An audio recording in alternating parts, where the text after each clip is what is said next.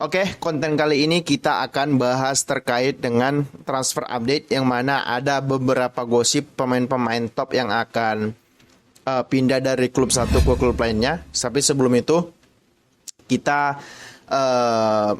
bagi kalian yang suka silahkan di subscribe, di komen, and di like. Cuman bagi kalian yang nggak suka nggak apa-apa, di skip aja. Oke, kita akan masuk dalam segmen transfer update. Mari kita mulai.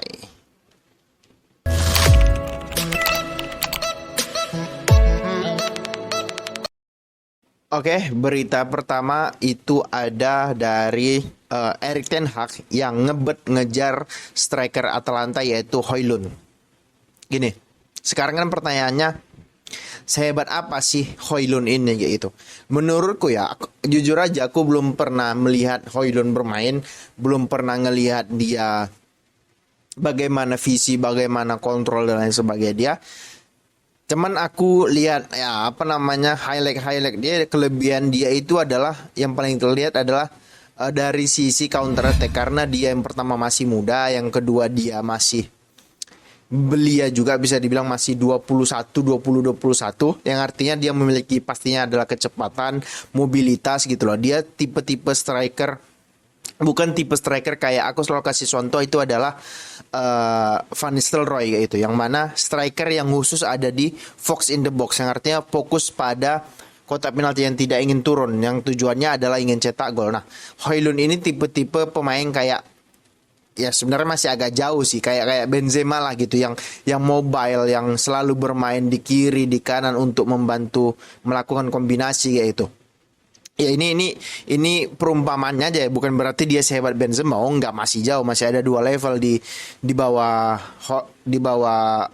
siapa Benzema kalau Højlund ini, karena juga dia belum terbukti juga kayak itu. Dan juga dia memiliki tinggi badan yang cukup tinggi lah, bisa dibilang untuk ukuran striker sih ideal lah kayak gitu. Nah, cuman dia dibanderol si Atalanta minta harga minimal at least 80 juta euro kayak gitu. Ya, gini, ya memang pembelian dan penjualan itu kan tergantung supply and demand kayak gitu ya. Kita lihat striker yang tersedia sekarang kan nggak banyak. Ibaratnya Haaland, Lewandowski, Benzema, terus siapa lagi? Yang lain-lain itu kan udah untouchable, artinya sudah nggak tersentuh lagi kayak gitu. Yang artinya ya nggak ada banyak pilihan lain, karena ya artinya semakin sedikit barang ya harga semakin tinggi kan kayak gitu. Itulah yang terjadi sama Højlund ini gitu, karena stok striker juga nggak banyak. Siapa coba stok striker yang available? Yang available kan Osimhen, Haaland, Kane, terus Højlund ini, Sesko itu gitu. 4 striker doang yang ibaratnya namanya ada di permukaan media itu kan striker cuman 4 ini aja. Yang lainnya kan nggak kelihatan, kalau Muani dan lain sebagainya lah gitu kan, belum terbukti juga gitu. Artinya yang digembar-gemborkan media kan 4 nama yang kusebutkan tadi kayak gitu. Nah, aku cuman kasih analogi kayak gini, kalau dia harga 80 juta, Haaland yang sehebat itu aja cuma 60 juta rilis clause-nya ya. Rilis clause-nya itu cuma 60 juta. Kalau dia dihargai 80 juta, at least kata si Atalanta, artinya paling tidak 80 juta. Pasti ya paling tidak MU harus menawarkan 81 juta gitu, atau 80,1 juta lah kayak gitu, juta euro. Yang jadi permasalahan adalah dia masih muda ya, memang Haaland juga masih muda. Yang jadi masalah adalah ketika dia datang ke MU dengan harga 80 juta, yang mana dia belum membuktikan apa-apa, yang mana dia belum siap untuk bermain di klub sebesar MU dengan tekanan sekuat itu. Yang ditakutkan adalah kalau dia gagal, akan menjadi cibiran, akan menjadi perbandingan. Alah, Haaland aja harganya 65 juta bisa segitu, striker 80 juta pasti akan lebih. Nah, itu yang kemudian akan menjadi permasalahan kayak gitu loh. Karena ya bisa kita lihat Anthony, Sancho dibeli di harga 80 juta ke atas, kemudian Maguire, pasti ekspektasi fans MU itu pasti akan meningkat. Nah, kalau dia hanya mainnya jelek, nah bagaimana? Apakah ada yang akan bertanggung jawab? Ya enggak sih, pemain juga karirnya juga akan hancur kalau dia tidak bisa menjaga performanya kayak gitu. Jadi ya menurutku agak kemahal, bukan agak kemahalan, sangat mahal sih dengan harga 80 juta yang diminta oleh Atalanta. Cuman masuk akal, cuman nggak wajar gitu. Kenapa aku bilang nggak wajar? Karena ya 80 juta untuk pemain yang belum membuktikan apa, bukan belum membuktikan apa-apa. Pemain yang belum menunjukkan konsistensi di dalam bermain. Artinya ya pemain 80 juta itu kan artinya per musim minimal at least dia cetak ya 15 gol per musim kayak gitu. Kan dia tidak, musim lalu aja dia cuma cetak 9 gol kalau nggak salah. Nah artinya masih jauh dari situ. Cuman masuk akal. Kenapa aku bilang masuk akal? Karena memang supply and demand tadi. Stock striker yang ada di media atau yang kasarnya bagus menurut media itu kan sedikit, nggak banyak seperti yang kau sebutkan di awal tadi. Jadi ya ketika ketika stok sedikit harga akan naik, kan begitu kan hukum ekonominya. Jadi ya wajar-wajar aja si Atalanta si Atalanta mematok harga segitu. Jadi menurutku MU harus mikir ulang lagi, bagus beli Osimhen aja sekalian 150 juta daripada beli Højlund yang belum membuktikan bahwasanya dia bisa menjadi seorang goal getter gitu. Oke, itu terkait Højlund. Selanjutnya itu ada Moise Caicedo dari Brighton and Hove Albion. Ya betul nggak sih? Brighton and Hove Albion ya kalau nggak salah. Itu diincar oleh Chelsea, yang mana Chelsea itu ngebet ingin punya holding midfield atau DM setelah perginya Kovacic, setelah perginya Loftus-Cheek, setelah perginya N'Golo Kante. Mereka cuman punya Enzo Fernandez sebagai holding midfield. Mungkin si Pochettino ingin bermain dengan 2 pivot, dengan 2 DM untuk menjaga kedalaman, tapi satunya adalah box to box begitu. Artinya Caicedo kan bisa menjadi seorang box to box ya itu. Tapi yang jadi permasalahan adalah si Brighton mematok harga 80 juta. Memang udah gila harga pemain sekarang itu. 80 juta pounds berarti kurang lebih 90 juta euro kurang lebih. Ya, hampir 1,5 hampir 2 triliun juga gitu. Tapi ya kembali lagi aku bilang stok pemain itu sedikit yang bagus ya. Stok pemain yang bagus di posisi dia juga nggak banyak, sedikit kayak gitu. Kalau aku lihat Caicedo ini calon-calon pemain top lah kayak gitu. Karena kelebihan dari Caicedo ini adalah selain badannya yang kekar tinggi, kelebihan dia itu adalah dia berani bermain di ruang-ruang sempit. Dia berani meminta bola ketika di dalam tekanan ataupun di dalam pressing. Coba deh kalian lihat kalau dia main atau highlight skill kompilasi Caicedo bermain kayak gitu. Dia selalu ingin meminta bola walau di dalam pressing. Ketika di press dalam hitungan nggak sampai 1-2 detik dia sudah bisa passing dan bisa meloloskan diri. Nah itulah kelebihan dari Caicedo ya, mirip-mirip N'Golo Conte lah kayak gitu, yang secara permainan, secara visi kayak gitu. Tapi 80 juta untuk Caicedo ya seperti yang gue bilang masuk akal, cuman nggak wajar kayak gitu. Karena ya Chelsea juga beli Mudryk 100 juta, beli Enzo 120 juta, beli yang lainnya harganya 60 juta ke atas. Ya nggak heran dengan Chelsea. Dan juga mereka juga udah jual banyak pemain juga gitu kan, dari yang mereka lepas, yang mana rata-rata pemain itu dilepas ke Arab, yang mana Arab juga beli pemain lagi gila-gilanya sekarang kayak gitu. Jadi ya, kalau menurutku sih ya good luck aja dengan Chelsea dengan Caicedo 80 juta gitu. Karena terlalu gambling. Tapi walaupun begitu aku bilang Caicedo dan pemain bagus, calon pemain top. Karena kembali lagi kalau kita lihat cara bermainnya Brighton. Cara bermain Brighton itu kan mereka tidak langsung ingin direct ball, direct pas ke depan gitu. Mereka selalu build up dari bawah. Kemudian mereka tunggu pemain lawan itu ngepres. Nah inilah perbedaan Brighton dengan klub lain. Brighton itu cenderung menunggu pemain lawan ngepres, kemudian akan datang 3-4 pemain turun ke bawah untuk meminta bola. Jadi mereka memiliki banyak opsi passing, bisa passing dari bawah dan kemudian bisa Mitoma masuk ke kotak penalti lawan untuk meraih long ball yang dilepaskan oleh either itu back ataupun kiper. Jadi Caicedo memiliki peran penting untuk memancing DM lawan atau gelandang lawan untuk ngepres gitu. Nah itulah kelebihan si Caicedo. Kelebihan dia ya seperti yang gue bilang, dia sering ingin mendapat bola walaupun di ruang sempit, walaupun pada saat dia sedang dalam tekanan ataupun sedang dalam di press gitu oleh pemain lawan kayak gitu. Nah berita selanjutnya itu ada Harry Kane, yang mana si Bayern Munchen sudah resmi mengajukan first bid atau bid pertama mereka di harga 80 juta euro. Ya berarti sekitar 70 pounds gitu loh. Tapi ya si Levy pemiliknya Tottenham meminta at least 100 juta kayak gitu ya.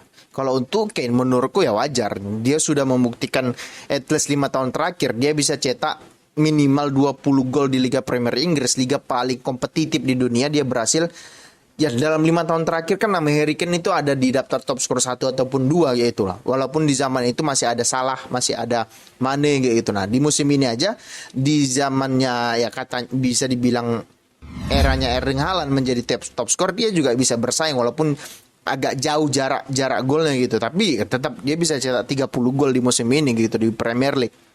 Jadi untuk harga 100 juta yang diminta oleh si Levy untuk kayak Ken ya masuk akal kalau gue bilang, tapi Levy juga nggak mau ngelepas dia gitu loh. Tapi sebenarnya agak kemahalan juga untuk pemain yang sisa kontraknya 1 tahun 100 juta kayak gitu. Ya, apalagi usia dia sudah 28 mungkin 29 tahun ini. Ya kalau misalnya mau bersabar klub top ya tunggu aja setahun lagi. Masalahnya Kane mau nggak menunggu kayak gitu kan ya.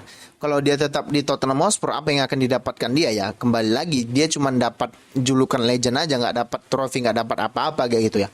Pemain bola itu kan cuma 2 tujuan, dapat pride atau dapat uang kayak gitu ya. Kalau dia mau uang ya tetap di Tottenham Hotspur, tapi untuk pemain sekelas dia hanya memikirkan uang, rasaku cukup ini sih cukup konyol gitu, karena dia punya atribut segalanya sebagai striker, sebagai bahkan second striker dia bisa.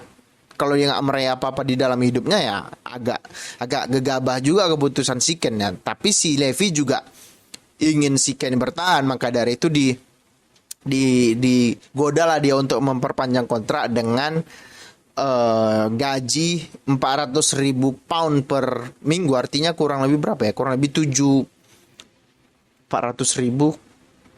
7 M-an per minggu.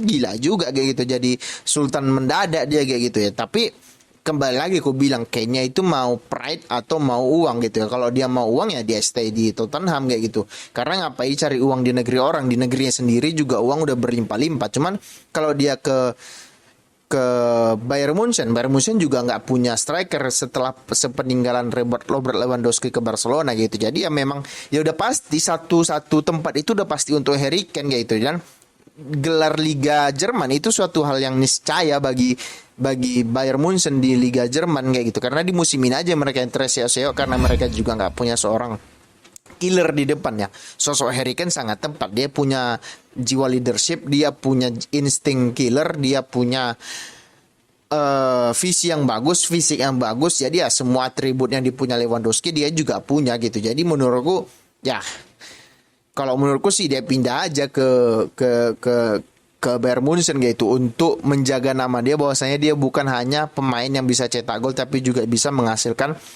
trofi untuk klubnya kayak gitu. Nah, yang selanjutnya itu ada terkait dengan calon pengganti Ancelotti di Real Madrid kayak gitu. Nah, Ancelotti sudah memutuskan musim depan itu akan menjadi pelatih Brazil kayak gitu. Dikabarkan oleh Fabrizio Romano kayak gitu. Yang mana Fabrizio Romano ya ibaratnya kredibel sebagai informannya, dia adalah seorang informan yang kredibel gitu di dalam sepak bola. Nah, muncullah beberapa nama kayak Zinedine Zidane, Raul Gonzalez, Xabi Alonso dan lain sebagainya. Nah, Zidane ini nganggur kurang lebih 2 tahun setelah terakhir kali dia melatih Real Madrid. Terakhir kali dia melatih Real Madrid, kemudian dia nganggur dan gak ada klub yang mau dia, atau dianya memang menolak klub.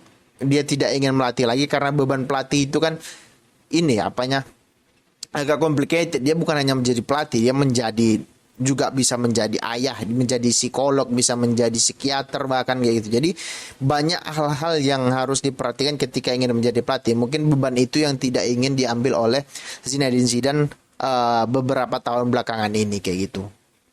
Nah, dari semua nama yang kusebutkan tadi, Zidane, Raul dan juga Xabi, semua fans Madrid itu pasti menginginkan seorang Zinedine Zidane, karena dia sudah membuktikan meraih hat-trick Liga Champions bersama Real Madrid kayak gitu. Cuman Xabi Alonso juga nggak main-main karir dia kayak gitu. Dia juga pernah menjadi anak buahnya Pep Guardiola waktu di Bayern Munchen, yang artinya sedikit banyak dia akan kopas pemain cara bermainnya seorang Pep Guardiola kayak gitu.